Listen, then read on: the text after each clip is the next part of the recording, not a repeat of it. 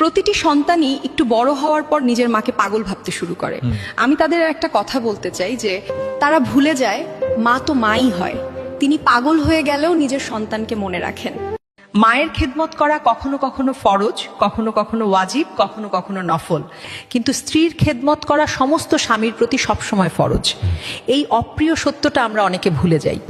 আপনার মায়ের হয়তো আপনি বাদে অনেক সন্তান রয়েছে, কিন্তু আপনার স্ত্রীর কিন্তু শ্বশুরবাড়িতে আপনি ছাড়া কেউ নেই। সবজি ওজন করার সময় যদি মাছি দাড়িপাল্লার কাঁটায় বসে তাতে কোনো পার্থক্য হয় না, কিন্তু সেই মাছি যদি সোনা ওজন করার সময় কাঁটায় বসে যায় তাহলে ওই মাছির দাম 20 থেকে 30,000 টাকার বেশি হয়ে যাবে। মূল্য আপনার নয়, আপনি কোথায় বসেছেন তার, দামটা সেই জায়গার। তাই এমন জায়গায় বসুন যেখানে আপনার মূল্য আছে। ফালতু লোকের সাথে বসে নিজের মাথা খারাপ করবেন না। 50 কেজি এক বস্তা চাল যে কিনতে পারে সে মাথায় নিতে পারে না, আর যে মাথায় নিতে পারে সে কিনতে পারে না। জীবনটা এমনই।